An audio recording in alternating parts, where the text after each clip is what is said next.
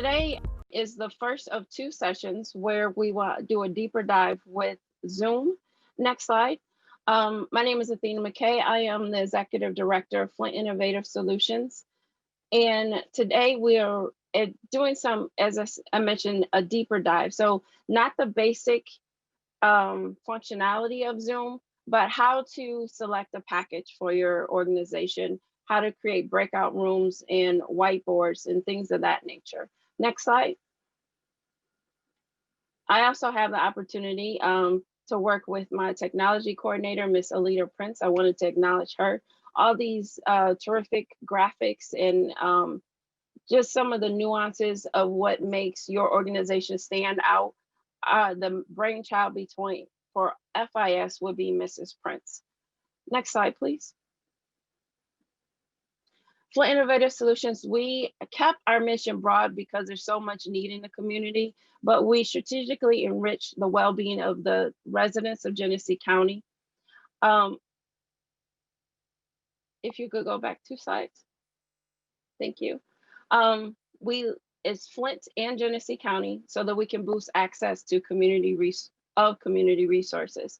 We're not trying to recreate any wheels. We know there are tons of agencies, next slide, that are already doing phenomenal work. And we want to make sure that we are that bridge to provide a portal so that residents and other organizations can partner and effectively enhance the health and well-being of the overall county. Next slide, please. So today, we want to share with you through this deeper dive some recommendations that will be best for you and your organization. So we'll talk about the different plans that are offered with Zoom. Rather, you should enable yourself to run meetings or upgrade your program to get your plan to do webinars, the functionality of conference calls, even the educational sessions that you may be doing through with your constituents, and just holding those virtual gatherings because of COVID, whether they be local, state, or national meetings. And of course, those intimate team gatherings. We want to share some fun ways that you can interact with your team, even as we do it from a distance. Also, we may have some faith leaders on the call. As you know, things are shutting down. Churches are exempt from a lot of the restrictions. However, it's important for us to continue to keep in mind how we can serve as many people as possible in the midst of COVID and other restrictions, maybe on different able bodies.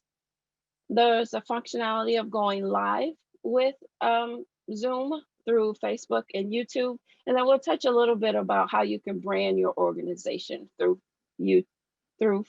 Zoom. Next slide, please. And again, I just wanted to reiterate, this is an advanced training.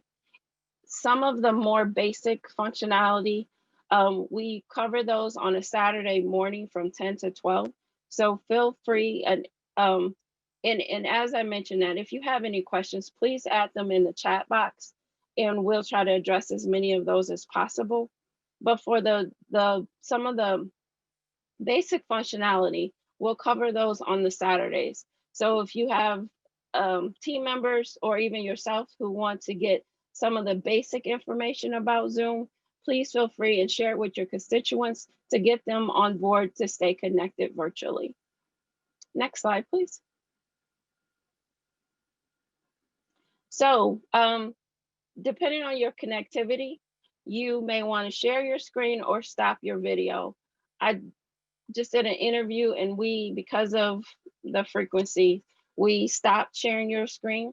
And so we don't want anybody to feel obligated to share or not share. We just wanted to show that this is an option. And it's a great tool to eliminate that additional barrier with your constituents and or your other team members in meetings. And make it a safe place where you should be comfortable either way. Next slide, please. Alita, could you cover the basics of Zoom, please?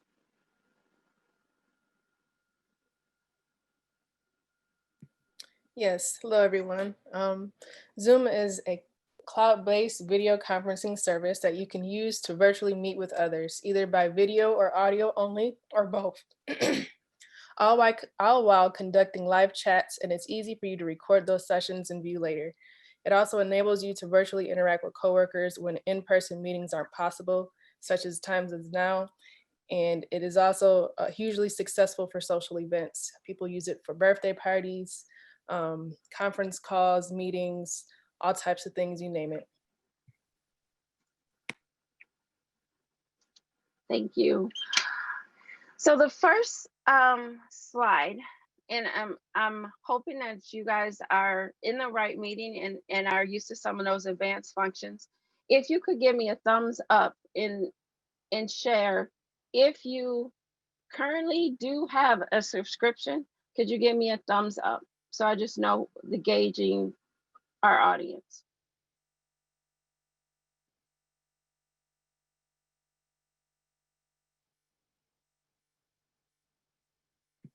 Does everyone know how to Awesome. put a thumbs up? Awesome. So we have a mixed team. We have several with purchase plans. And so I want to share with you some options. Most people have have no account and they just get a link and they dial in, which is perfectly fine. The second option is to actually create an account for free. Um, what that account includes is 40 minutes of meeting time at one time. When you start upgrading into different sessions or different plans, if you look at the Pro, it's $149 per license for 1 year. What that includes, and this is my live in action is on my laptop, which I'm not able to access right now. But the $149.90, what that includes is unlimited time that you can meet with, have meetings as well as one-on-one sessions. You can also live stream live through Facebook or YouTube. You can host webinars with an upgrade. You can do breakout rooms. You can do polling. You can register. If you notice, as you came into the meeting, you had to enter your email address. So that's one way that you can take attendance. If you have a conference, if you have any type of meeting, that you set that up inside the meeting when you develop it. So the difference between the Pro plan and the business plan is the Pro, you can have up to one to 9 licenses. When you go into the business license, it is a minimum of 10 licenses that you have to purchase. So the investment is just pretty much based on the needs of your organization.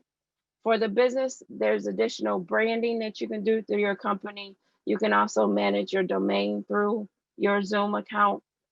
Um, FIS, we did a analysis of how often we planned on using it and the capacity.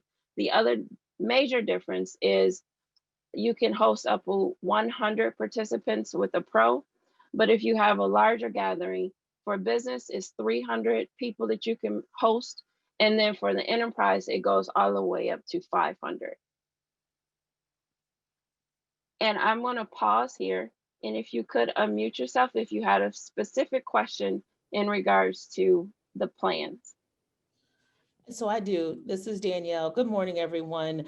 Danielle Brown from the Flint Genesee Literacy Network, the Director of Partnership. And also I'm here representing the Genesee County Literacy Coalition as their board chairperson. And what we're looking to do with the Genesee County Literacy Coalition is to make a purchase on the licenses. But I have some questions about when and how the licenses work. So my first question is, if we purchase 9 licenses, can 9 different entities be using the Pro at the same time? So could 9 different people schedule meetings at From the my same? yes, ma'am. From my understanding, that is correct. And even with those 9 meetings, we all could still, each entity could have as much capacity, like for example, as polling, as, but also as little capacity as one meeting with one other person. Correct. And so there's not, and so, and then, but if you only have 2 licenses, then only 2 people in different settings could have 2 meetings at one time, right? Could you repeat that one more time? So what I'm saying is, like, if I only purchase 2 licenses, then I could have a meeting and someone else on the team could be having a different meeting, but no one else could add at that time because you can only do 2 meetings under 2 people at one time. Would that? Yes, ma'am. All right, so hopefully I didn't confuse anyone anymore, but that was really, when you're trying to make this purchase, it's a little ticky because you may think you need small and medium business setup, but you may only really need, which we've decided that we only need Pro, but this price is here. Once you go in, you'll see is the trick, it's not a trick to it. There are more fees attached to adding different things. I don't want to go any further because you may plan to talk more about it, but that was really what I needed to know for now. Thank you. Absolutely. Thank you. Any other questions? Those are excellent questions. And I have a question. Can you describe the difference between what's appropriate for a webinar versus a meeting and where those packages fall? yep, I'm going to cover that next. Okay. Thank you, Angela. Ashley, could you, let's see.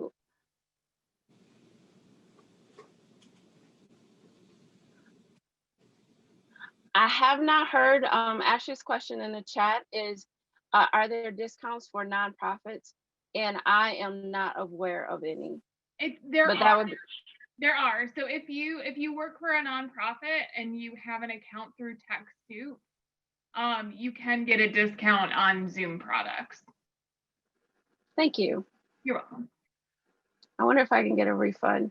I did use a Retail Me Not coupon and got a 30% discount, and that's another option. But thank you for sharing that, Ashley. Any other questions before we move forward? Alita, if you could go to the next slide, please. So I almost called you Reverend Brogard. As Angela mentioned, one of the ways that you determine whether you want to upgrade your package is if taking a look at this information. So determining whether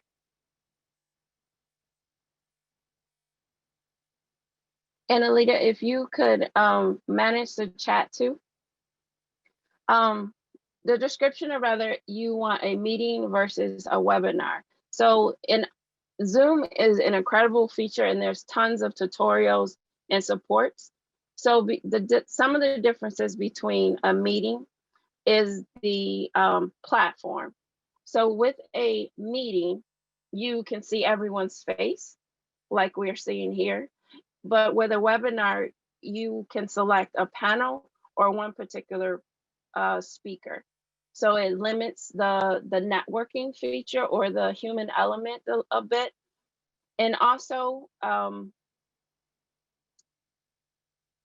chat is generally disabled. You can enable it during a webinar, but it's not as active as an open meeting. However, you can control the chat in a meeting as well. And let me go back over here to my notes that I cannot share. So for participants' roles in a meeting, you can have a host, a co-host, as well as participants. You can extend that to attendees for a webinar. Everyone has the ability to mute with audio they can mute their audio in a meeting. However, with a webinar, it's generally that all attendees are muted and can only entertain questions or comments via a chat or a Q&A session. Again, for video sharing for meetings, all participants can share their video. However, with a webinar, only the host and panelists are able to share. And then the capacity. For a meeting, you have 100 all the way up to 1,000 people that can participate in the meeting. However, if you have a license, depending on the license, you have 100 to 10,000 people that can participate in a webinar. Both have the capacity to do registrations depending on your plan. With a meeting, you have in-meeting chat, and then with a webinar, it's a webinar chat, which is a little different.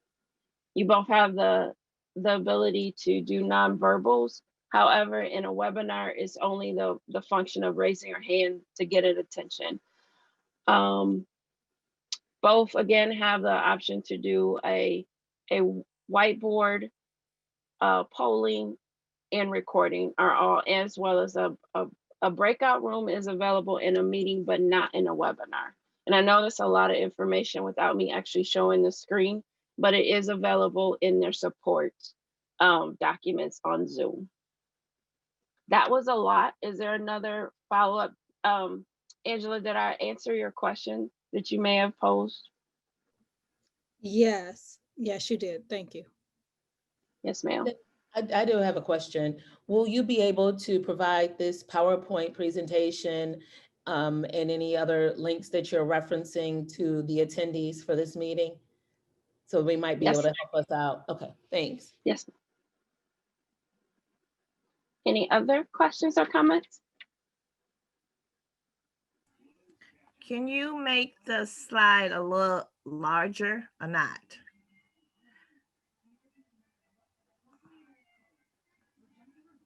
What I had to do on my phone is I actually had to pinch it and widen it so that I could read it.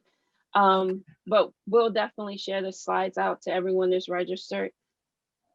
And I'll also tell you right quick while she's sharing that if you look at the top of your page, you'll see you are viewing Flint Solutions screen, and that's green with a dot. And then it says view options. If you click on the view options and drop it down, it'll increase the size of your screen. So if you ever are having a problem on your end, sometimes you feel like as the presenter that you can just keep making the screen bigger for the people. But realistically, they can make the screen as big or as small for themselves as you can. So just want to. Yes, thank you, Danielle. Great. I just did it. Yes. Okay. You're the trainer, not me. I'm back. Next slide. And as we're transitioning, this is why it's a partnership. We're honored to have Angela and Danielle on board. We know that they're a tremendous resource to you and your specific agencies. And so Danielle or Angela, feel free to intervene, give tips and tricks so that we can enhance our time together. Aaliyah, if you could actually go to the next slide. So we're halfway in here. And so I want to get to some of the nitty gritty. If you look down at the bottom of your screen, you see that band of functionality. The first one that we're going to cover is how to share screen. If you guys can click on it. Next slide, please. When, and then Alita, if you would click so that everyone has the ability to share.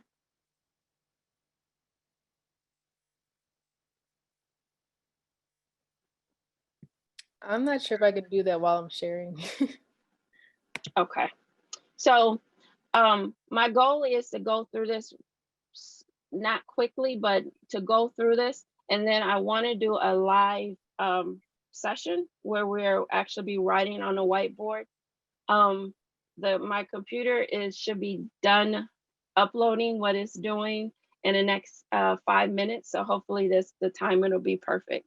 So once you click on share screen, that green button in the middle of the bottom middle of your screen, this window will pop up. And so this is a list of all the different windows that I had up at the time that I did a screenshot. When you click on that, if you notice there's a blue box around the whiteboard, you would click on that and then click share. And the next slide, please. This is where a whiteboard will show up on your screen if you have the functionality in your plan. This is a very neat feature because it's interactive between everyone in your meeting. You can do a quick brainstorming session. You have text, you have a couple of graphics. This can be shared, this can be saved onto your desktop. Next slide, please. So once we do our test run, I would like everyone to put their first initial, last name in the agency that they're representing on the whiteboard. There's some stamps, as you can see, I put a couple of stars on there, a check mark about after the virtual Zoom training. Because after this, I'm hoping that everyone has received a little bit of additional information to help to move forward in their organization. Next slide, please. There was a question if and where or how you would be able to save your whiteboard. Zoom is kind of tricky and it just does its own thing. And then you see a pop-up window if you've ever recorded a session and tried to go back to it later. And it's kind of difficult if you're not overly tech savvy to figure out where that is. For the whiteboard, that second to last drop down, it's a save. You can save it as a PDF or you can save it as a JPEG, and it'll go right into your folder as soon as you save it. Unlike the recording, it waits until, excuse me, the completed meeting or webinar is over to send out the recording. The whiteboard immediately saves to your Zoom folder on your desktop once you've saved it. Next slide, please. So this is just an example. If you see that column on the left, those are a list of my most recent Zoom meetings. That last folder is shaded in gray. And so these are the images that saved. I saved it multiple times as I was testing it out. And so all of those are saved in that folder. So are And you saying that we automatically get a Zoom folder in our computer if we have downloaded Zoom as a platform into our computer? that is correct, ma'am. I just didn't know where to look. Thank you so much. And then the other question is, if you're saving the whiteboard, well, so let me say it differently.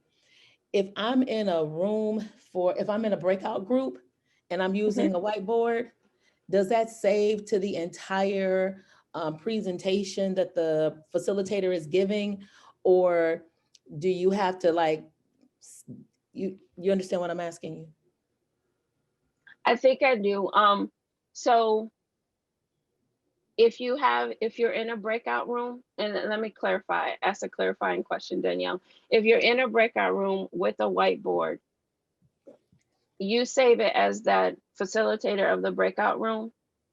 It does not, from my experience, it does not save to the whole group. You would Okay. have to send it over to the organizer.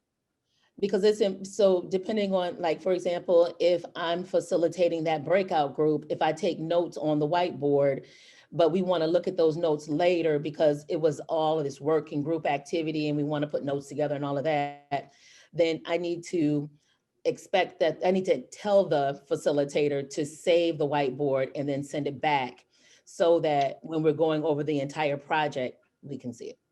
Got it. Absolutely. Yes, ma'am. That's good to know. Thanks. Absolutely. My computer's doing some crazy stuff, so I'm not able to open Zoom on my laptop still. Athena, Alita. I have a question. Mhm. So as the host, anything that's done in your Zoom room, you will see or you have access to, including chats, correct? Even if they're direct message. Only direct message to the host. So if I was to send a private message to you and I was not the host, it would not show up on the feed from my understanding. Okay. But to Angela's point, you should get 3 files. If there's a chat dialogue that will be downloaded as your computer is converting the meeting, you'll get a audio only, and then you'll also get a video. So 3 files will be downloaded from that meeting.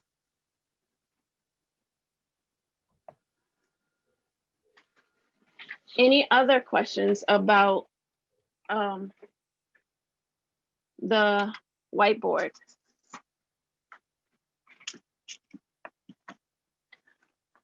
Okay. I'm moving to my other computer. If we could go to the next slide, Alita. So we're gonna come back and we're gonna do a whiteboard. My desktop is not acting crazy, so I believe I'll be able to come back to that. Next slide, please. Awesome. Alita, could you cover polls, please?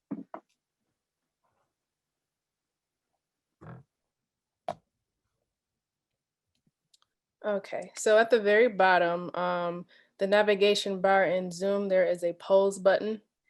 And this is what it looks like when you pull it up. And you can click on the launch polling button. And basically it will help you to set up your poll with your question and your options. And once you've set it up, you can press the launch polling and everyone in your meeting can get the polling question. So can you do the polling before the meeting and just have it set to access them? Or do you have to do them like right while you're in the meeting? You would actually, it's best if you do it when you are in the process of setting up the meeting or scheduling it. Most polls can kind of be intense. And so thinking about the questions that you want to ask ahead of time, the responses, whether it's a true and false or multiple choice, all of that can be added into the meeting when you schedule a meeting. So when you schedule a meeting, you can set up this poll before you send it out. Is that what I'm hearing you say? Yes, ma'am. Okay. So does this come with the meeting package or the web any of the package? Any paid package. Oh, paid. Okay. Thanks. So, but Ms. Bettis, what Yes. happens is you have to do it, if you do it before the meeting, it won't pop up though until you pull it up during your meeting. Okay.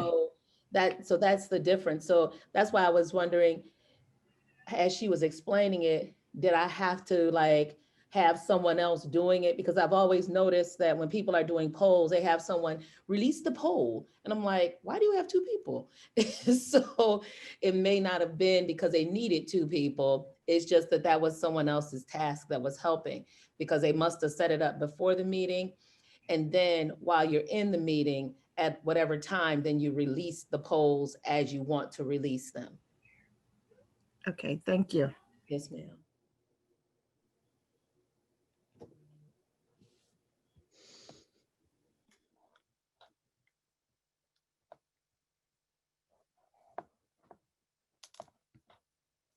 Do the polls save somewhere, Alita?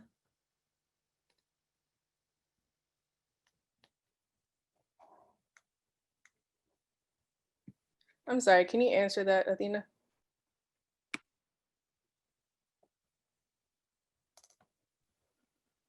Yes, I can, and I was on mute. Could you make me the other FIS host now, please?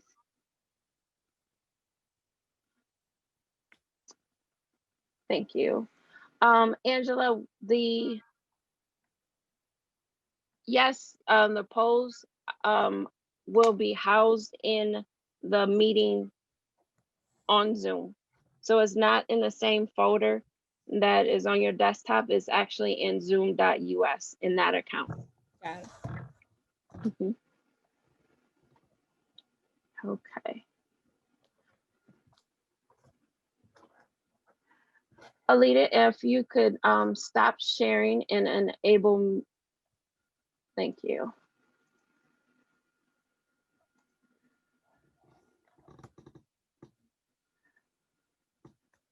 Could you make me the host, please?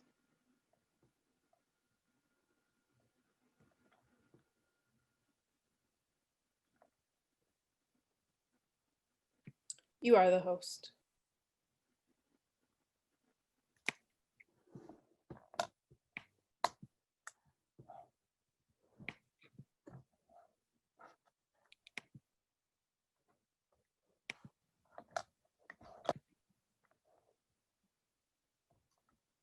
Can you hear me? Yes. Okay. You gotta love technology, I tell you. Oh, so I am sharing my screen. I'm gonna create a whiteboard here.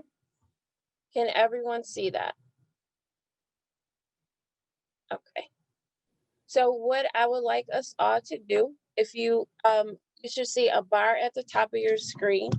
If you click on the text option, you can put in, I would like your first name, your last name, and the organization that you represent today. And everyone should be able to do it at the same time. Enable, you got to enable the multiple users.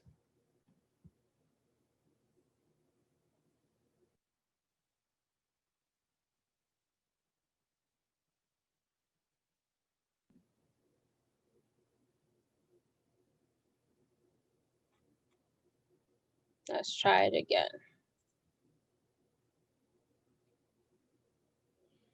Did that work, Danielle? Yep, but it looks like it's gonna give me the opportunity to build my own whiteboard, not to let me type on your page for some reason. So it lets me create my own whiteboard, but not let me type.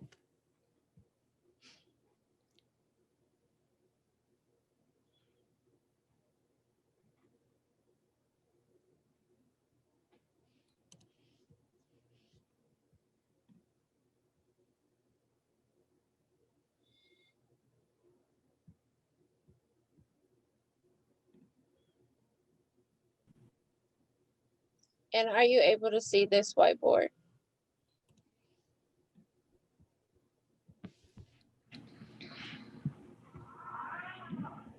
I believe someone's sharing their screen.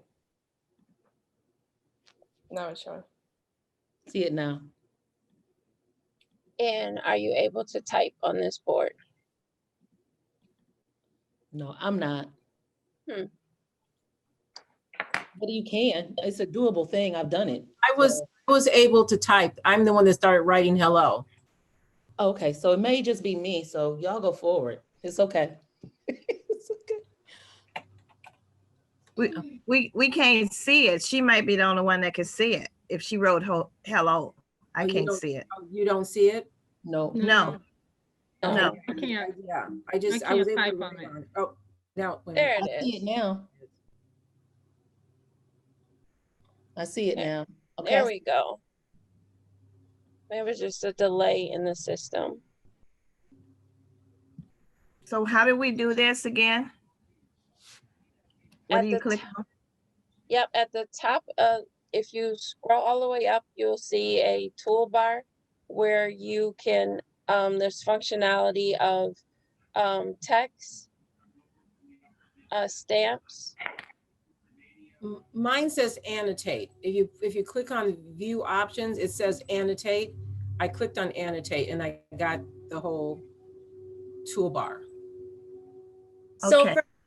I had to touch the white screen. I didn't see anything, but once I touched the white screen, a little pencil showed up in the bottom left corner. But until I touched the white screen, it was blank, no toolbar or anything. So maybe you just have to, I'm on an iPad, so I touched it, or maybe click on the whiteboard and then the pencil showed up. And Danielle, you're still not getting the whiteboard? I see it on my screen, but I'm not able to type on it. Okay. This is Ella. I'm not able to type either.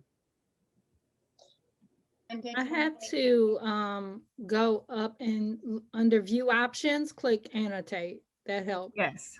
Oh, okay, there we go. I'll try that. Yeah. There we go, I can do it now. Then after you hit annotate, and then my toolbar is up. What do I hit next? Text. Text. Text. Where's text at? Oh, okay. Got it. I see someone use the draw function. There's also stamp, which is the fourth option. You can click on that. Okay. Neat. So this is a when it's working properly, this is a fun way that you can engage, do some brainstorming sessions with your team. As the host, you have the capacity to erase everything or part. The other participants cannot erase anything other than what they created themselves.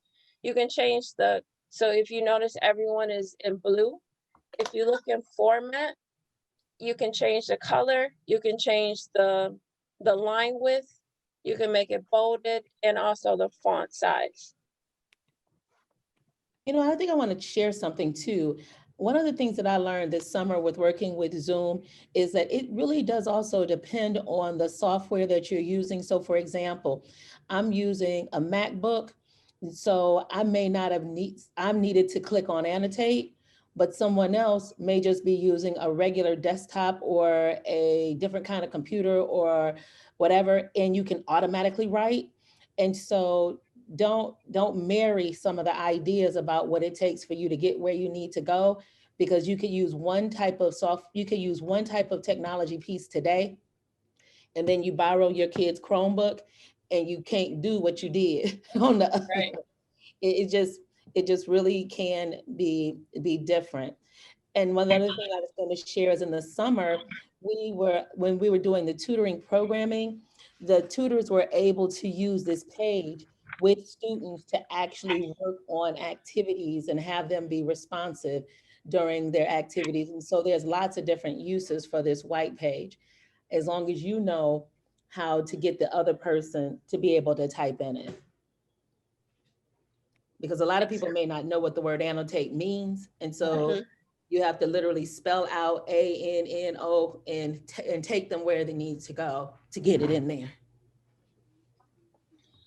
And also, you may have noticed that I arranged the text. So as the host, you can also do some brainstorming or actually physically group things together.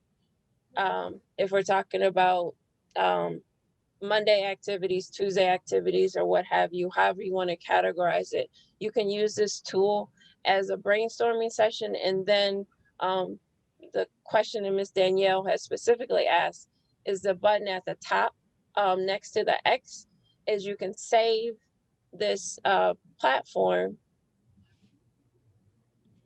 Ms. Yolanda is, you can save this sheet or usage in another setting. Any other specific questions before we move forward?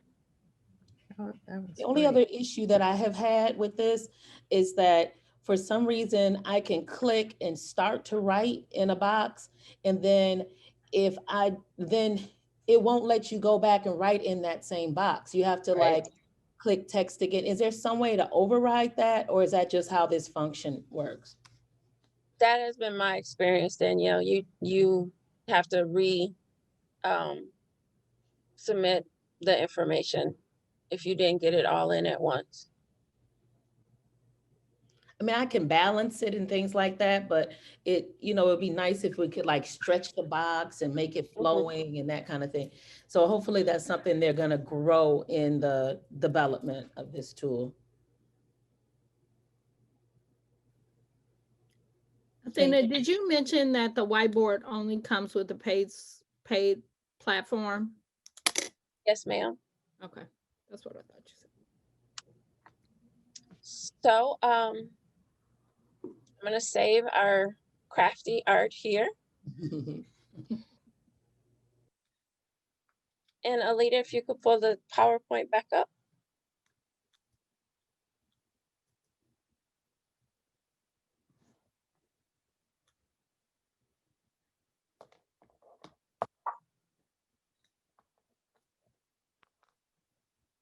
And next slide. So the next feature is a fun way to do a deeper dive into maybe some more intimate conversations. It's called a breakout room. And I created a quick video overview. Alita, go ahead, please.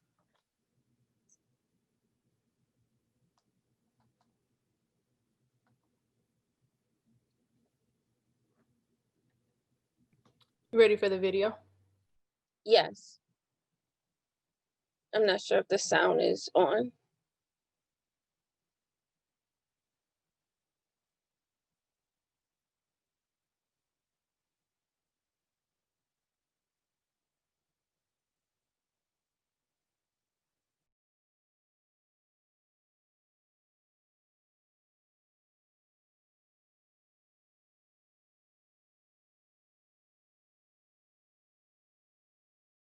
We're not able to see it. There we go.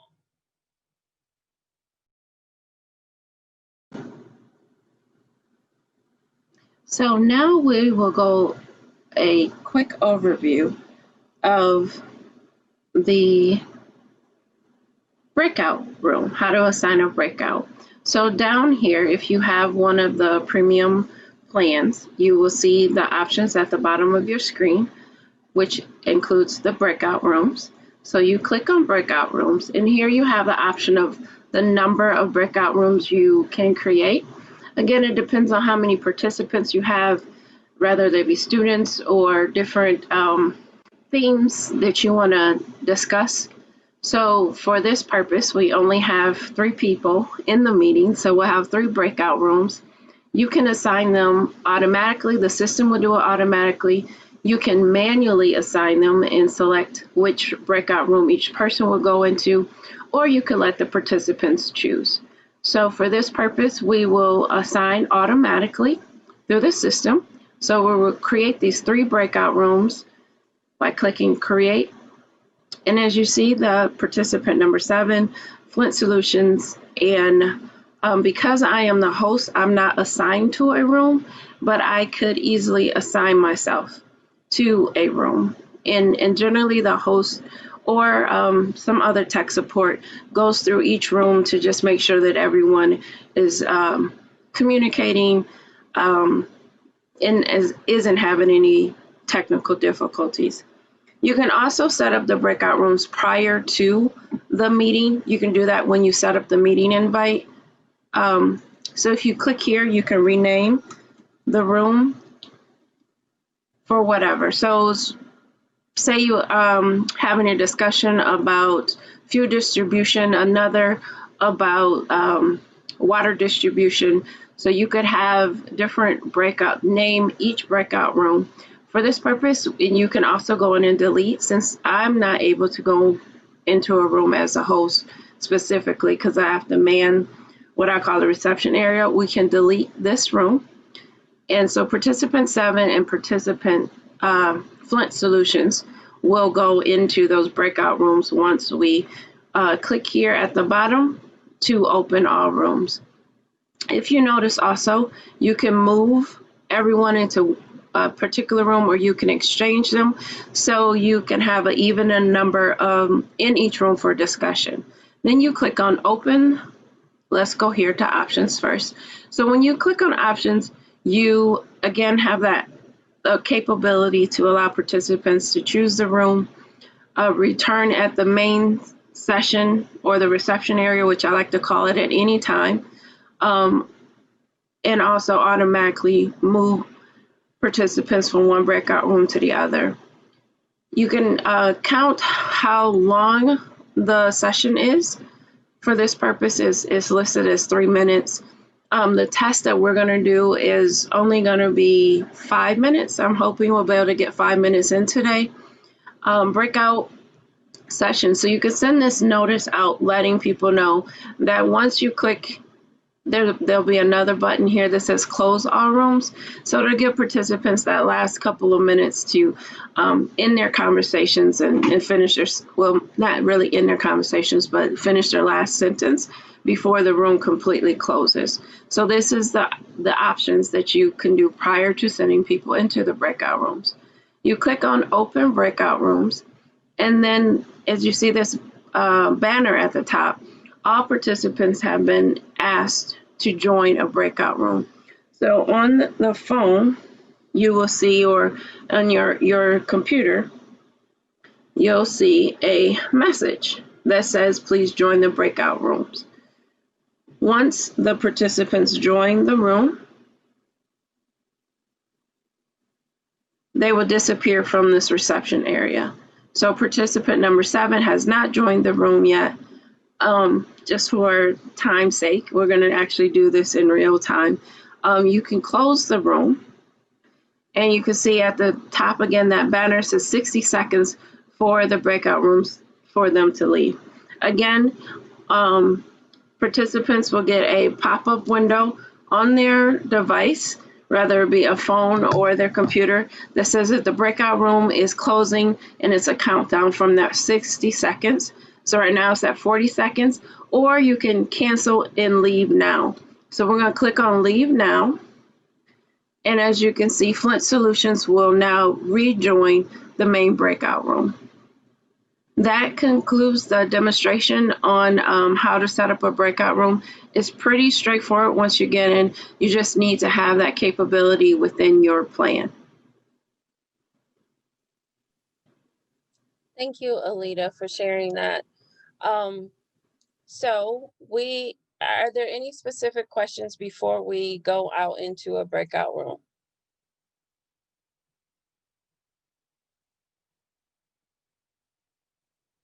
And could I get a I've done this before where there was a session, and when setting up the meeting, I pre-assigned the breakout rooms.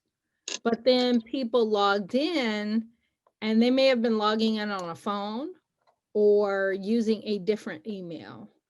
And so it wasn't as smooth as I anticipated. Can you speak to that a little bit? I had a similar situation with a very large meeting. I think there was over 120 people that were in the particular session. And so we have people that registered late or just when the meeting started. It's a good, we still pre-assign breakout rooms and then left that gap of time for people to sit in the reception area and wait to be assigned. Okay. So there's just that, it's kind of a, that awkward silent moment where you wanting to get into the breakout room. But I think it's important, and what I found in best practice is to release those that have already been assigned. The chat feature is amazing too. One of the things that we did is we created a slide that said what each breakout room was. And so the participants put in the chat which breakout room they wanted to be assigned to. So during the session, so it was the people who are actually in the meeting at the time saying, yes, I want to go here.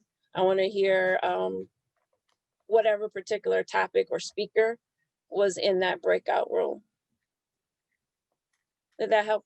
Did I address your question? Yes, totally. Thank you. Absolutely. Any other questions regarding the breakout rooms?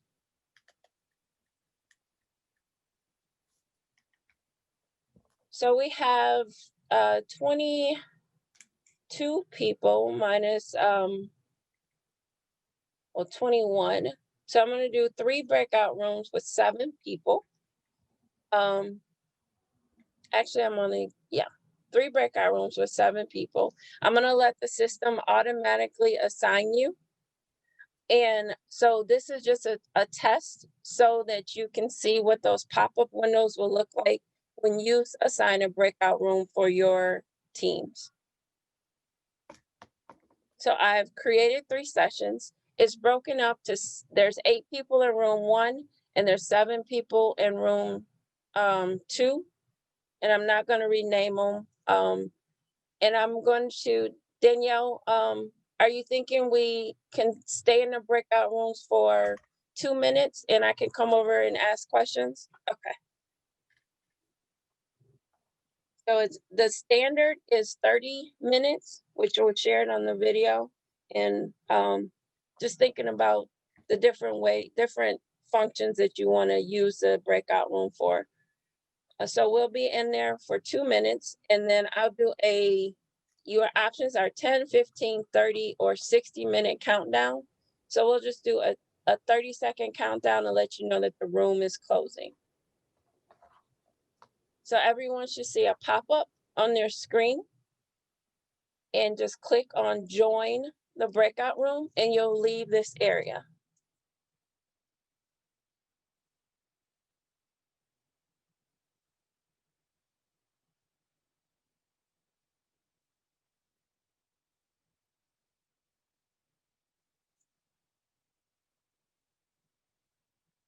Ms. Parker, are you us? Okay.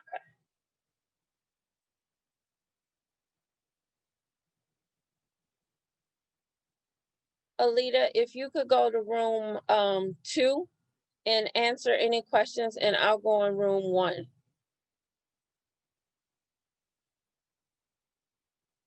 Can you hear me? It's assigning me to 2. Okay. You go to 2. I mean, to 3. 3? Yes. Oh.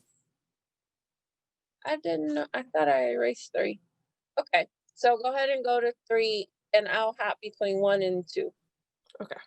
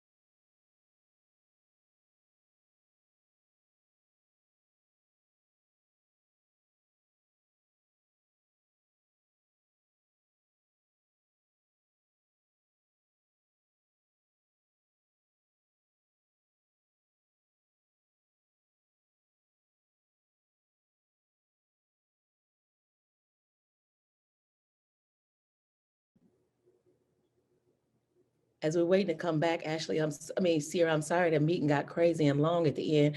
All I was thinking is, why don't she just log out, play sick or something? I didn't want to be rude. So I was like, oh, maybe we'll just end this. It didn't have anything to do with what you needed. So I'm sorry that happened earlier. No, it's okay. But you can see how all the pieces connect though now. Yeah.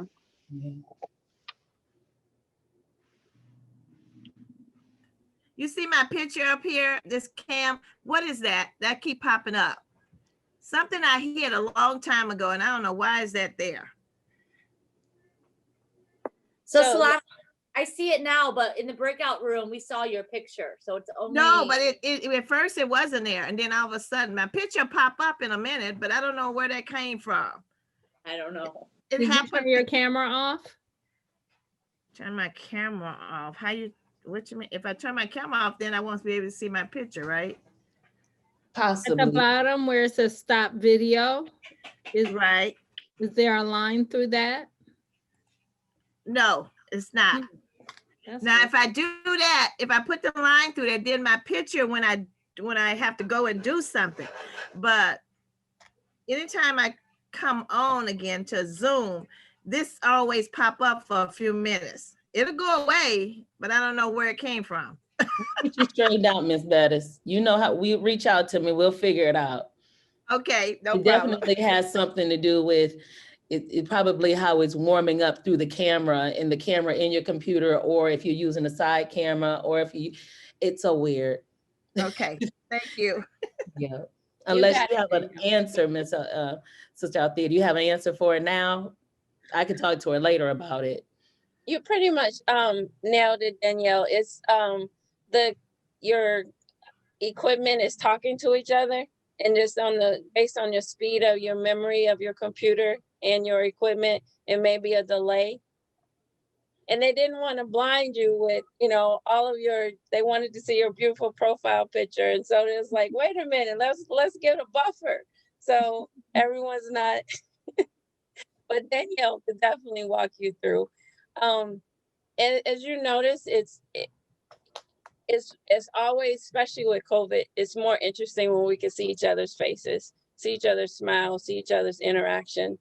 So that is one of the audio, definitely, to make sure everyone has a voice, but also having that camera on and walking our constituents through that process it's very important. So please do reach out to Danielle or double back to us to get some guidance on how to correct that.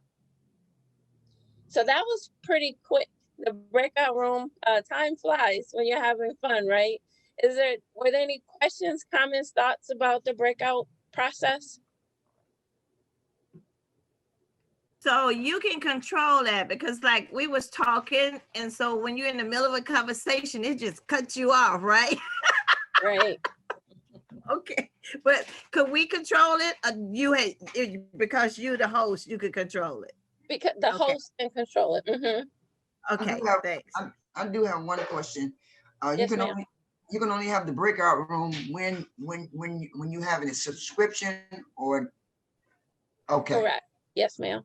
Yeah, because I was wondering where was my breakout part at? So I understand. Mm-hmm. Thank you. I have a question. If you're having a meeting, and let's say like this, you're doing a series of breakout rooms and you choose auto select, right? So Zoom assigns the breakout rooms. Will it assign the same group of people on subsequent breakouts, or will it just randomly, especially if your intention is to move people around so that you get more interaction? Absolutely, good question. It generally assigns the same people. However, you have the option to exchange and move the rooms around as the host. Okay. Mm-hmm. And you can actually click on the auto twice, and it'll kind of rotate people around. Got it. Okay. Mm-hmm. Or modify the number of people in the room, because that'll force it to shift, right? So like if you set it up and you put 5 people in a room, but the next time you put 7 people in a room. Mm-hmm. Okay. Any other questions about breakouts? And I would, for this was obviously a test run and part of the training, but I would give some time in those breakout rooms just based on what it is at your discussion. 15 minutes actually goes by very quickly. As you can see, like the 2 minutes that we were in there flew by. So just being thoughtful of the how you schedule that. You can, to Ms. Bett's point, it cut off right at, even though we saw the counter coming down, it still was like, there's no, the system just completely takes you out of that room. So you can set that cushion up to, I've used it up to 3 minutes or 15 minutes prior to, so that as a guest speaker is wrapping up their final thoughts, or they're doing a question and answer. I think Ashley added in the chat, having a 5 to 10 minute countdown where it's up on the screen so people will know that we're, wrapping up those last thoughts. thank you for that input, Ashley. Yeah, I was gonna ask, so is it like with your typical icebreaker, have you found a norm? Like if you would normally give yourself, to Ashley's point, like, 10 minutes or 5 minutes to do an icebreaker in the Zoom world, how does that translate? It just depends on what you're trying to aim for. 10 minutes, I think, is a good cushion for any type of, interaction.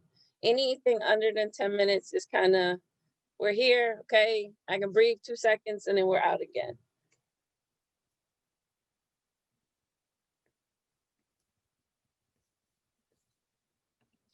That's an excellent point. Ashley also put in to have a facilitator in those breakout rooms. Excuse me. You can also do that whiteboard that we looked at. So in each breakout room, you can have a note taker, and you can also have the interactive tool within the breakout.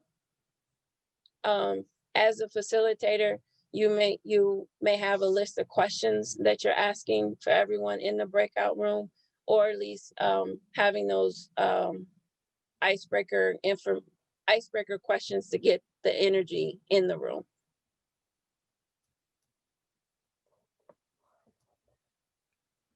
Alita, could you share the PowerPoint again, please?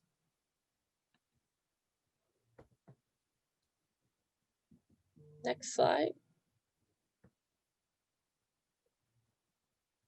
So as we think about how to be fun and interactive, even in the midst of COVID, there's a couple things that you can do. And it's based on your capacity with your computer. My laptop, I'm able to use this, it's called a virtual background. And so if you go down, if everyone could go down next to stop video, and there's a little caret, you'll have options on selecting a camera, choose a virtual background, choose video filters. And so on my desktop, this device, my virtual background does not work. As you can see, it's some weird looking alien type thing. There's also video filters. This is a new feature with Zoom, where you can, you have to download the packet, the feature filter packets, but you can create those little quirky images or avatars on your computer. I've attended a training that was designed on how to make meetings more interactive and fun, as opposed to, there's up to 4 hours or more that you're sitting in front of a computer. And so everyone selecting some type of fun character to modify their video. So these are some of the ways that you can be interactive and a little more fun. There's also a feature called, if anyone's, a thumbs up really quick if anybody ever had or used Snapchat. If you heard of Snapchat or you've used it.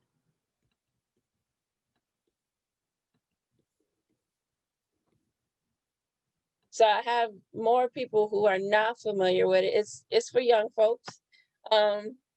It has tons of filters where you can alter your appearance. You can have lips, you can have, and then they base it on season. So you can have a Halloween costume. Andrew, you have the Snapchat feature? Yeah, so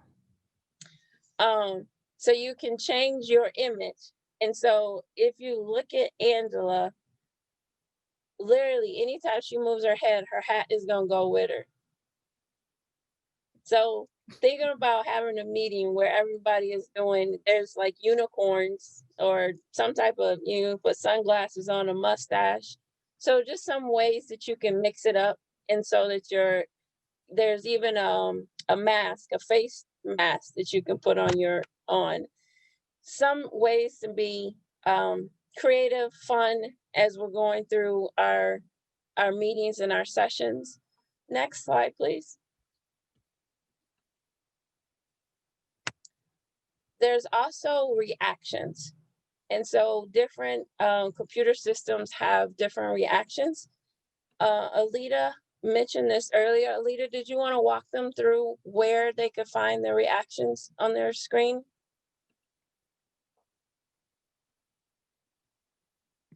Yes, so it's going to be a little bit different for the phone and for the computer.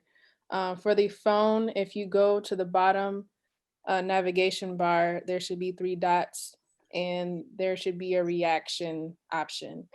For the desktop, of course, I can't see it for myself as a host at this moment, but there should be its own icon that says react, or you could go to the 3 dots again and there should be an option to react.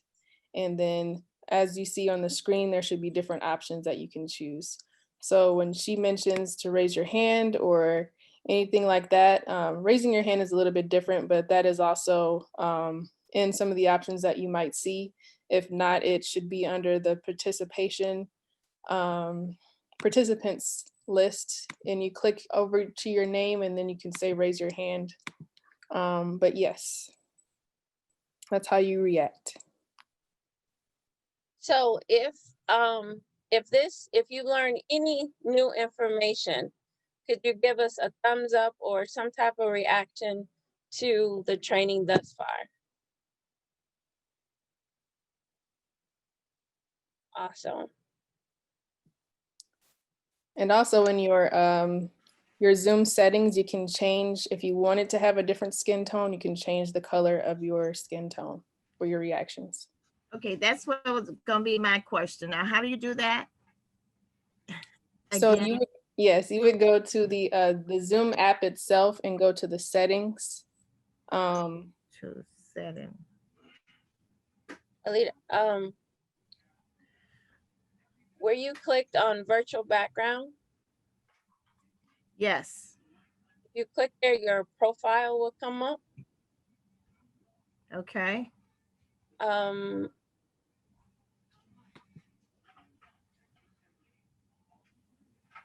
Just want to double check. I'm on a different computer to make sure it.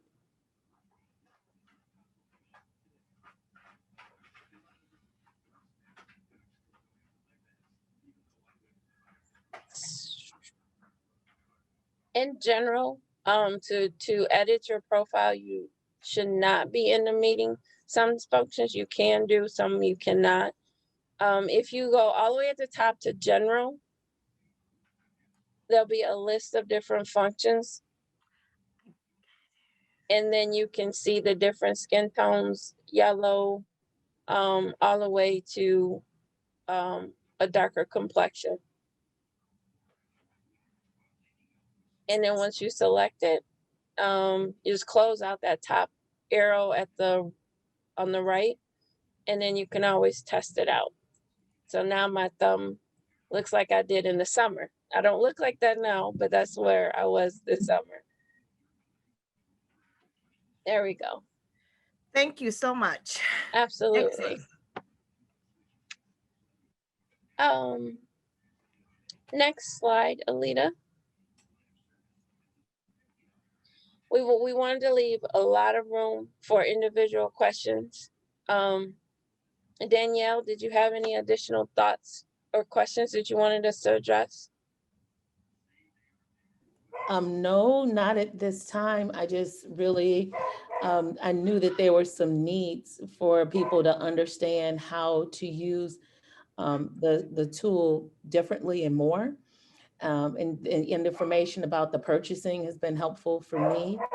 And so, but definitely opening up the floor for additional questions. I think that's great. And maybe something will come to mind for me, but otherwise I'm very pleased right now. So I'm gonna mute myself and open the floor to anyone else.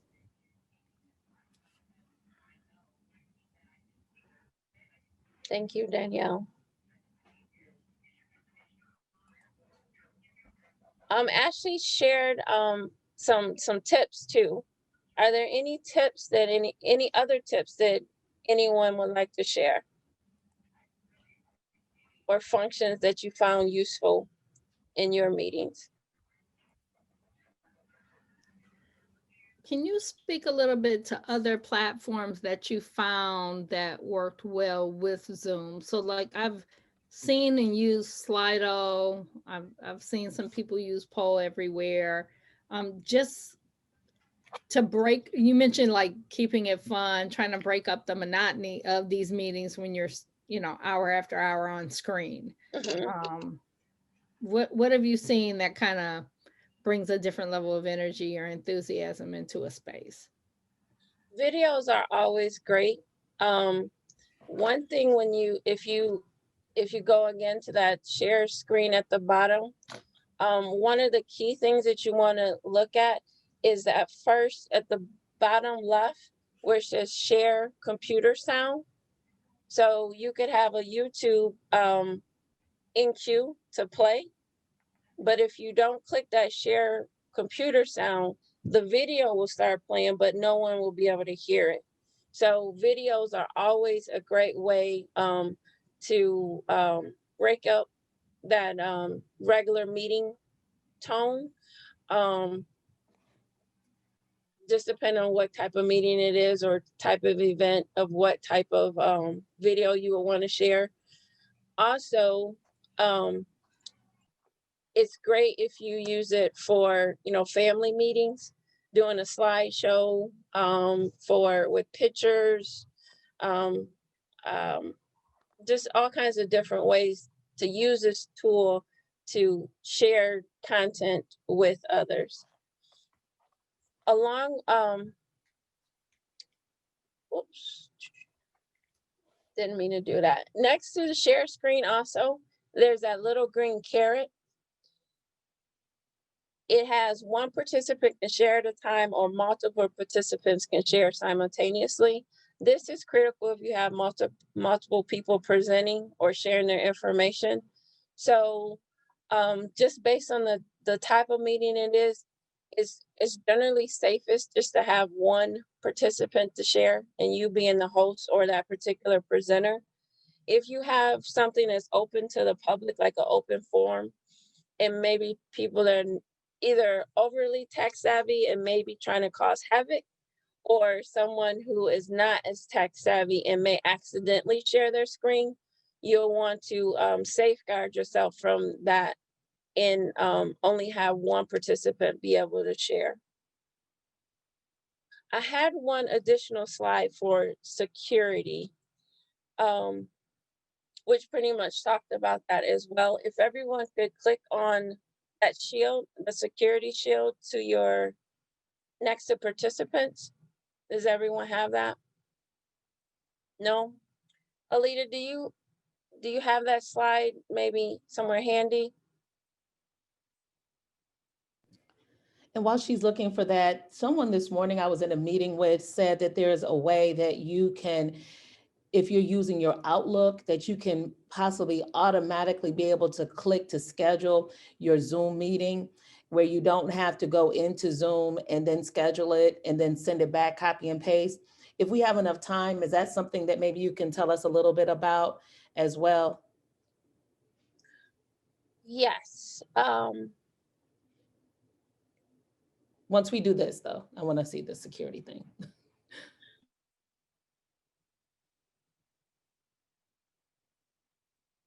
Okay. For whatever reason, that particular slide did not go through our many iterations. On as the host, you have the function to be able to lock the meeting. So if you're looking from the left to the right, the first one you have is the mute or your microphone. Then you have the video, stop video. And the next thing in that middle cluster, I have security as the host.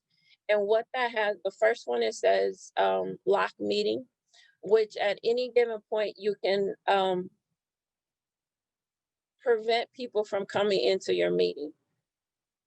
So you can lock the meeting so that even if somebody does have the link to come in, you know, you've gotten so far into the program, you don't want to have to restart or reiterate, so you can lock the meeting from allowing other people to come in. As you, there's a waiting room, which I believe all meetings now either have to have a passcode or a waiting room. I prefer the waiting room just because I'm experienced people that aren't familiar or comfortable with technology. And I'm also dyslexic. And so I get numbers and letters twisted up. And so the less numbers that I have to deal with, the better. So with a waiting room, it just allows you to click on that link and wait for the host to let you in. It's just another set of numbers you don't have to deal with. The other locks or security, you have to allow participants to share screen. You can eliminate people from chatting, or you can restrict it. So you can, anyone can chat openly, as you can see. You can chat to everyone, or you could chat privately to one particular person. You can give people the option to unmute themselves.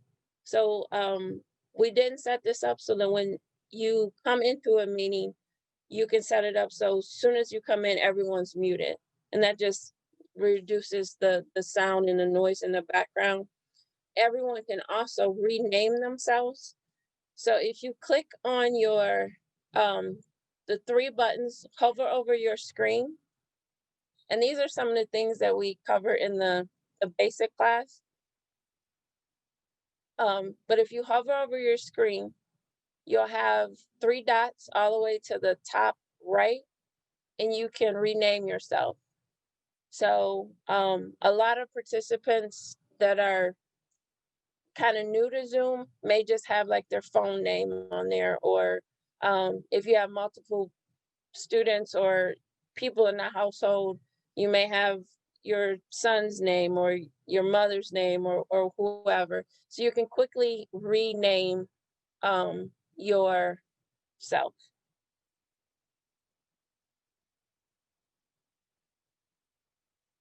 Also, if you click on participants down at the bottom, you will have a list of everyone that is in the room. There's 3 dots at the very bottom. This is what Alita was mentioning about raising your hand. If you click those 3 dots, you have the option to raise your hand or lower your hand. As you can see, well, Ashley had her hand up first. Did you have a comment, Ashley? I did. I just wanted to let everybody know, if you are hosting a meeting and somebody joins by phone, as the host, you can change the name on somebody's box so that you can see who it is instead of seeing their phone number. I found that to be helpful in meetings. Mm-hmm. Excellent point. And then Ashley has the option, as she raised her hand, she could also lower it, or you as the host can lower it after that person has been acknowledged and expressed themselves. Danielle, what was your original? You're muted, ma'am. I forgot that question, but I did have a different one. The other question is, sometimes when I log into a Zoom, like I logged into this Zoom meeting, if I stop my video, you'll see my name. And then other times when I'm logging into a meeting, you can always see my picture. What would be the reason why sometimes you see my picture and sometimes you don't? Excellent question. So if you have your stop video, when you clicked on that, that's when your name comes up. I think it's just based on the platform or the host link. I'm actually not sure because that happens to me as well. Do either of you have multiple accounts? Yes. So for me, it says my name on this one because I'm using it for some reason linked up to my personal account. But if I were on my work account, you would see the NEH logo and it would initially come up as Neighborhood Engagement Hub before I changed it. So it might be that the settings in your personal versus like a work account are different. So that might be what it is. Got it. Thank you. Thank you. It doesn't, you know, it's not a big deal, but I just wondering, like, sometimes you can see my headshot, sometimes you can't. Mhm. Right. It's helpful to know like why that happens. And Alita did find that security slide just for you guys to be able to lay eyes on it. And then I could go into the Zoom account itself to show us a couple more tricks. Alita, if you could share that slide.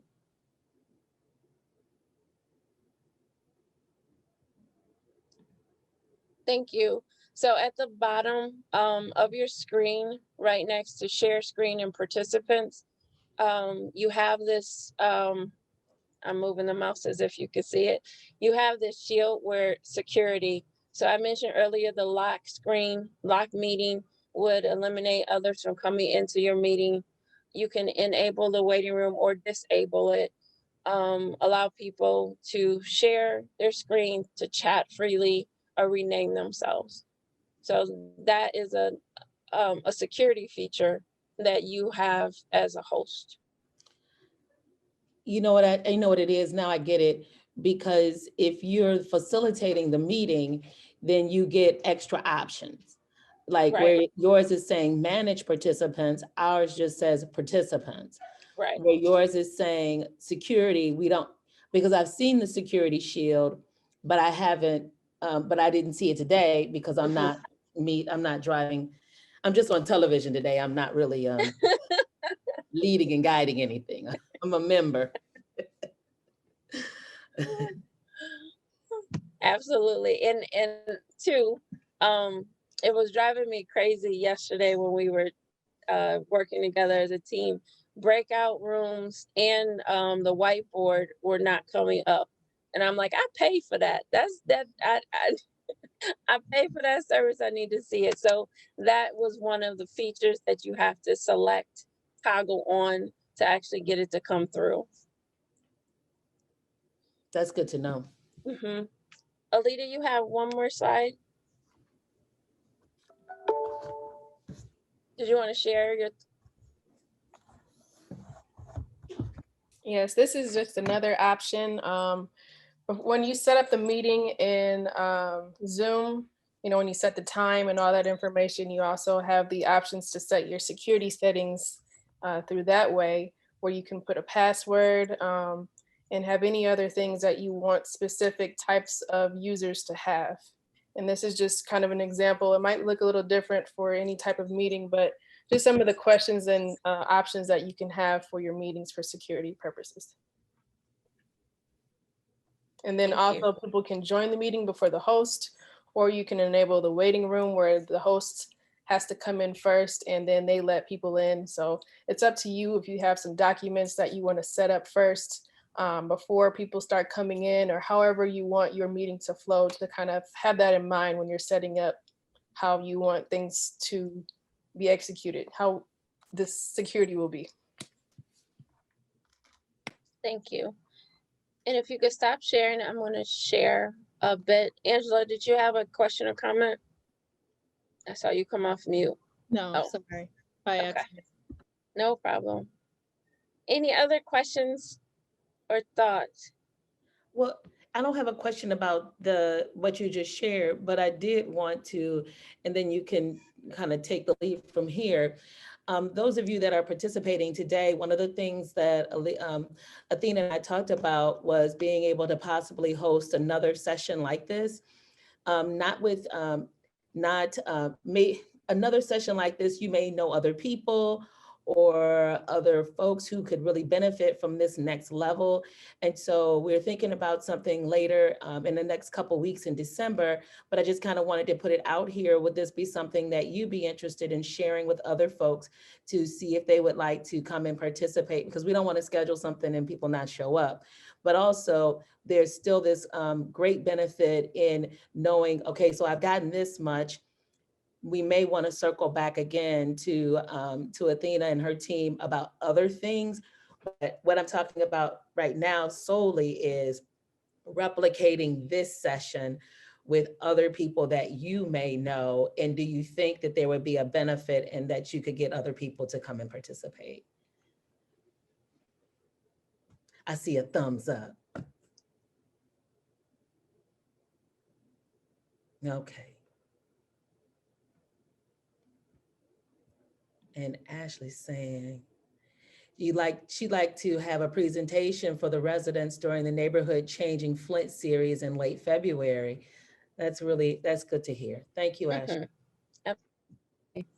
So I'm gonna hand it back to you, but I just thought I'd toss that out. That's my comment, not question-ish. Thank you. Thank you. I'm excited. Seeing you guys' faces, your energy, the head nods, I'm getting it, thumbs up. That's important. And, you know, as an educator and as a service provider, to know that what you're providing is being received. So those Saturday classes from 10 to 12 are very useful as well, to reiterate what you already know, and also to get some of those, you know, questions that we may not have asked here. And then, as Danielle mentioned, we're hoping to do this again in, I think, the first week of December, another Wednesday. So I did want to share really quick. We're actually very good on time. We can share the Ms. Rhonda, I can share the meeting invite and the graphics for those other sessions when we follow up from this one. Thank you. Yes, Yes, ma'am. that's what I need to know too. I was going to ask the same question. Thank you for asking that question. When is the next meeting, the link? Wilson, and Lita, you may actually be able to find it quicker than I can and put it in the chat as well. And is everyone able to see this page? Yes. Okay, so this is our Zoom account. If you look here at the top left, top right, you'll see our icon. I wasn't sure if we would have time, but we can, when you registered, if you notice the graphic that came up for this program, those are some of the different ways that you can brand your organization, adding your logo to your profile. I think most of you are on your personal profile. So and if you notice, mine says Flint Solutions. So I'm representing the organization in this one. Ashley mentioned that I actually have 4 different accounts through Zoom.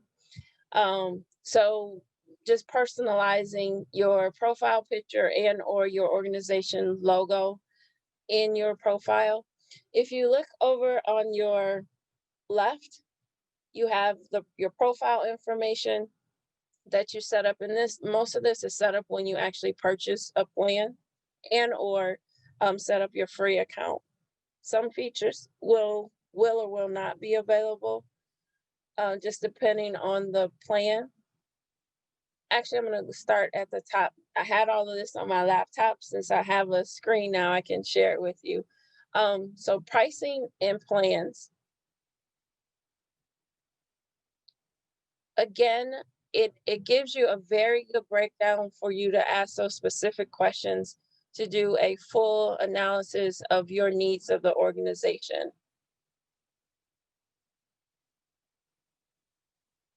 And I just want, I'm doubling back because I want you guys to know that all of these resources are available directly in Zoom.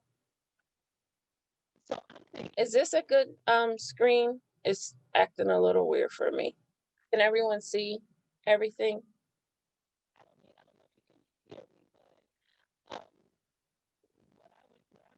Problem is I have the Zoom. You're muted, Danielle. She's not muted. It's kind of staticky. Oh. Can, Hear me now? it's still a little staticky. Alita, can you see the screen? Yes. No, ma'am. Never mind. Okay. You might change the channel on the TV, Danielle. You.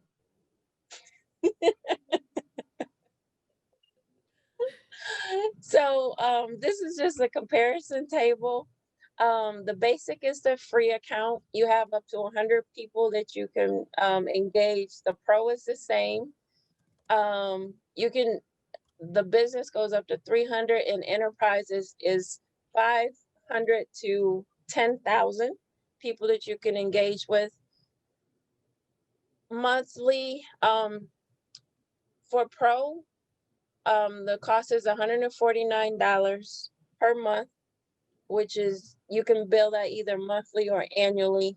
Also with the business, the billing is set in place. One of the main differences is here under the group duration. For the free account, you only have 40 minutes where you can engage. You can always log off and log right back on at that 41 minute, but it does just shut you off like it did in the breakout rooms. When you have a paid account, you have up to 30 hours where you can continuously engage. Tech support, the more money you pay, the more tech support that you receive. Bottom line there. Also, when you record a session, you can record to the cloud as opposed to using space on your computer. That's only available through a paid subscription. I asked her to skip that slide. So as opposed to having these videos or even a person calling in, you can make it so that everyone is called into your Zoom. So it's more of a conference call than a video call. And then you can see here, all of this section is pretty much the same. I don't know this to be true, but it says that for a free account, you can do a breakout room. That hasn't been my experience, but it says it, so we'll go with that. You'd probably have to add an extra feature. So Maybe you can participate in the breakout room, but you can't develop it. Maybe that's why it's saying that. I don't know, because I've never been able to do a breakout room. Right. Okay. So that was your experience too. Okay. Everyone, and I think this is something that most people don't know, or everyone who has an account has a personal meeting ID. You can set up a meeting in two ways. You can either use your personal ID, or you can let the system randomly generate a meeting ID. So if you notice that every Wednesday at a certain time that this reoccurring meeting is always the same meeting ID and password, that's generally because two things: they either scheduled it that way, that it's reoccurring, or they're using their personal meeting ID consistently. So that's something is easier to retain and get people to continue to come back to whatever meeting or service that you're providing when it's consistent, instead of having to say, well, what link is it this week? Or what link is it where are we supposed to be? So a personal ID is assigned to everyone in their meeting. And I won't go through each of these, but all of these functions. So just thinking about the plan that you select, the basic functions are available through all the plan. However, when you get into live streaming, which is taking your meeting and sending it out through YouTube or Facebook, you can only do that with a paid plan. Also reporting. So I'll get a report of everyone that not only registered, but also attended the meeting. So maybe somebody registered as soon as the link was available, but actually couldn't make it to the session. I can still follow up with everyone who registered with the reporting. I just wanted to share that. And again, all of this information is available directly on in Zoom. I remember my other question. Mhm. It was about directly connecting Zoom into my calendar account. Thank you, Danielle. So there's two ways to do that. You can, well, for your specific question, you would get a plug-in device. Let me actually show you what I'm talking about. So if you go here to meetings, and just, even though it has webinars here, it's not enabled. You can buy the function to have a webinar. I think it's another $150 on top of your paid plan, just depending on what your plan is. You can always upgrade. So just because it's a line item here does not mean it's actually functioning. So for meetings,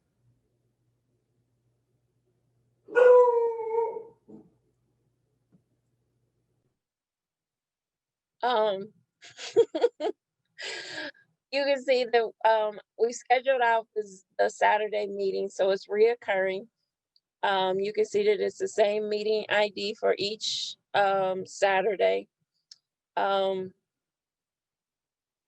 Over here before I show you exactly how to schedule a meeting, I want to go all the way up here to the top where it says support. And there's, I'm a techie nerd, right? Zoom has a phenomenal tutorials. I'm very impressed with their platform. They have tons of videos. They have, the narratives as well, but they have a tremendous amount of support. They also have like the pop-up where you can live chat with someone. So, and they actually enhanced their system since COVID, at least twice. So that's another thing, you want to make sure that you have the latest version of the software, and it usually asks you to upgrade or update your system. But I just wanted to show you where you could get additional support outside of Alita and I, and of course, Danielle. Scheduling a meeting, and I wanted to show you this for the deeper dive purposes. Of course, you go here, and whatever the particular meeting is called, you can give a brief description. If you regularly host a meeting, you can set up a template. So it's pretty much, you click on that template and all of those idea items will pop in. Same as any other meeting, the date, the time, the duration.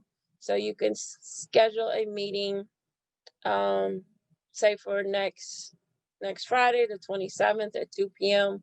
You want it to run for 4 hours. And this is a big thing, making sure you're in the correct time zone. Rather, it's reoccurring. If this meeting will happen daily, weekly, monthly, or no fixed time. So you can schedule it so that you can be consistent with the same link for that specific meeting.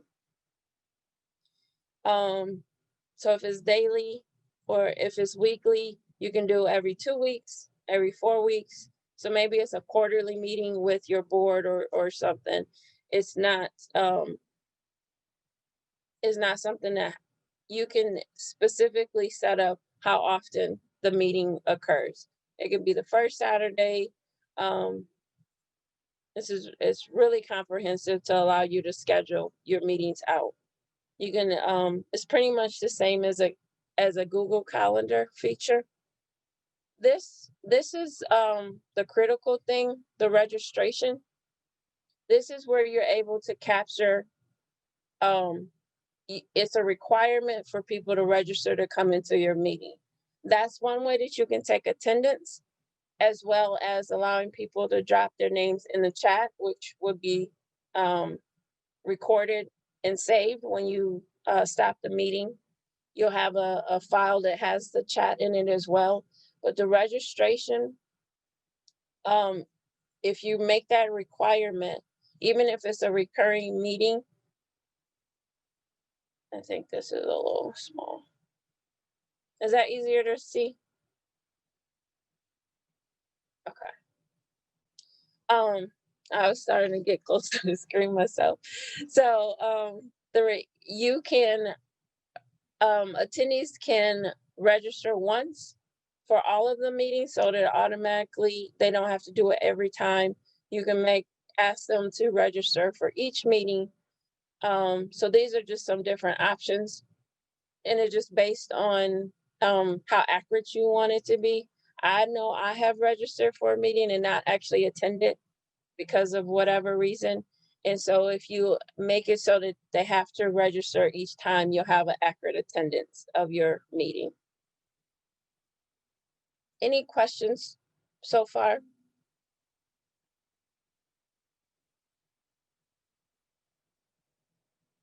Okay. So for security purposes, Zoom, this is mandated. You either have to have a waiting room or a passcode. You have to have one or the other. And as I mentioned earlier, I prefer the waiting room, just for my mental capacity. The video, you can have hosts. The video functions on or off. And this is, as we mentioned, for human interaction, I personally prefer video unless I'm coming out of my pajamas and I'm going to turn my video off anyway. Audio, you want to give people the option to either call in from their phone or use their computer audio. Alita mentioned this earlier, allowing participants to join at any time, muting participants upon entry, requiring authentication to join. Breakout rooms can be pre-assigned and automatically record the meetings. Once you save it, I think I gotta put in a title.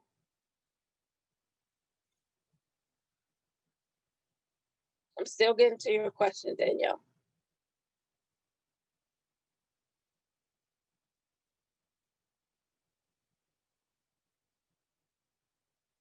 Yeah, okay. See, it would not allow me to do the meeting because I didn't pick out a password or a waiting room. And now, after you've saved the meeting, you have the option here to send it straight to your calendar. If you click on it, just depending on what type of calendar you have, if you have a Yahoo, Outlook, or a Google Calendar, when you click on this, it goes automatically to your default email. Another option is to click here to copy the invitation, and you can copy and paste it into an email, the calendar, or what have you. So this is an additional way that you can send over the meeting invite. Any questions on this part? And then I'm going to answer Danielle's question.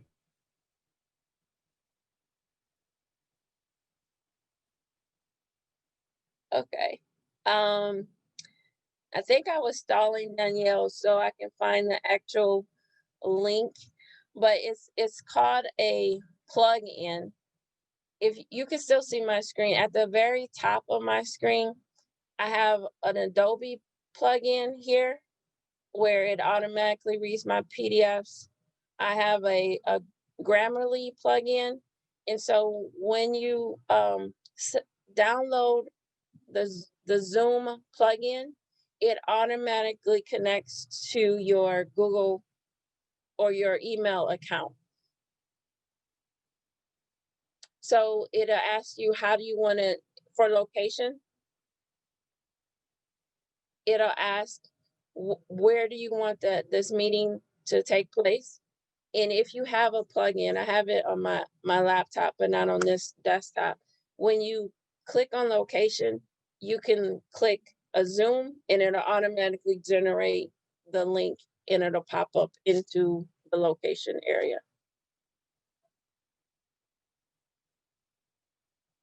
Was that helpful?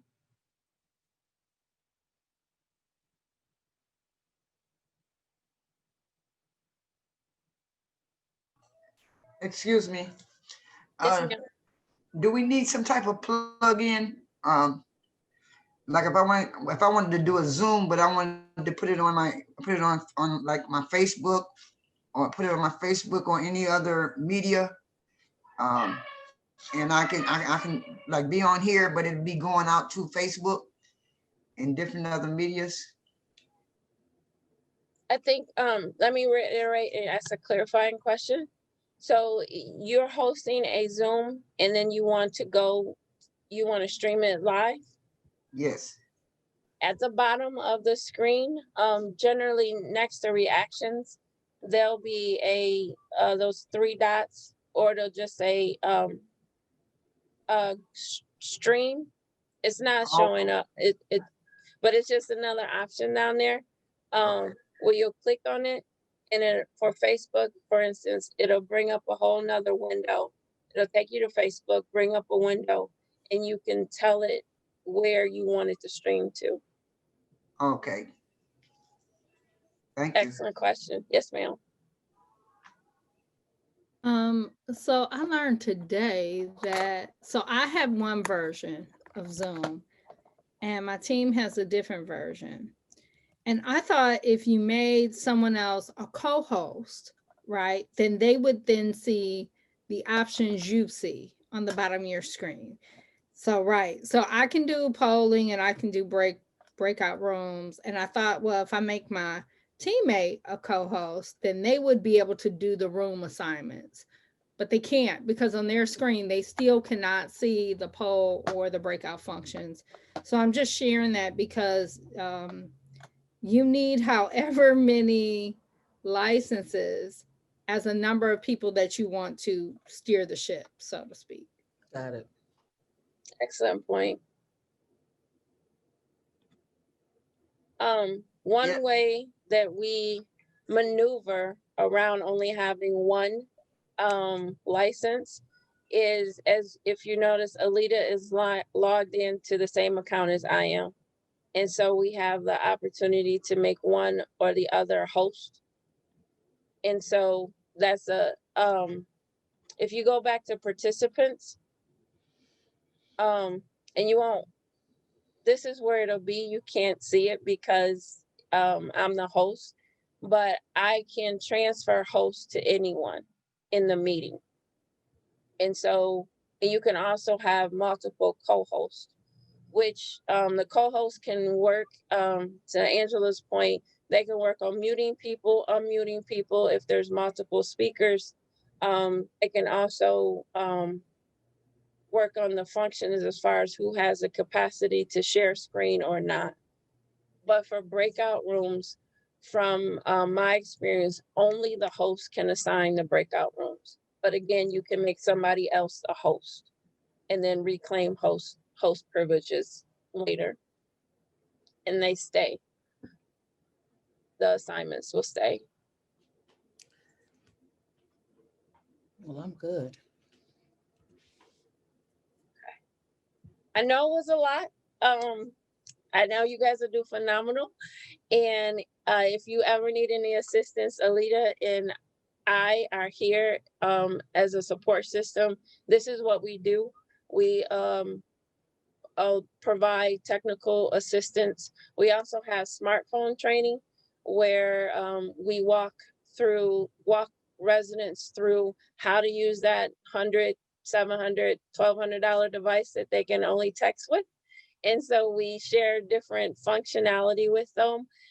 So if you check out our website, flintinnovativesolutions.org, we also on Facebook, Twitter, and Instagram, where you can see some of our other offerings.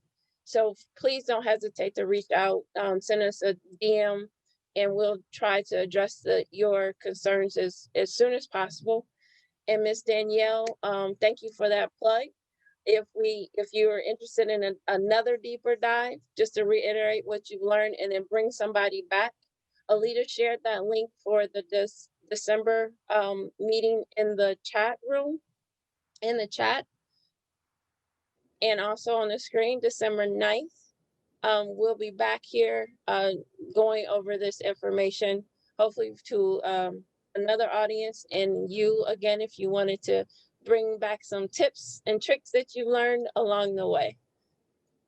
Miss Danielle? I just am so glad that everyone came and joined us today.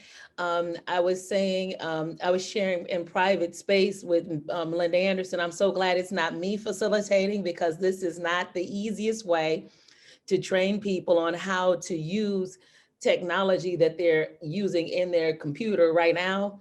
I've been doing some of that, but I'm glad I didn't have to do it today. I really do appreciate you being here, being a collaborative partner with the Literacy Network. I know that we are racing into another session, but before we left in these last 2 minutes, Angela, was there anything you wanted to share with the group before we transitioned out? No, just heartfelt gratitude for the partnership and for the opportunity to learn and grow together. Thank you so much, everyone. You see the website for Flint Innovative Solutions on the page. It was also on the other flyer. So you can go there to register again or share with others. Thank you so much, everyone, and have a wonderfully blessed afternoon. Thank you.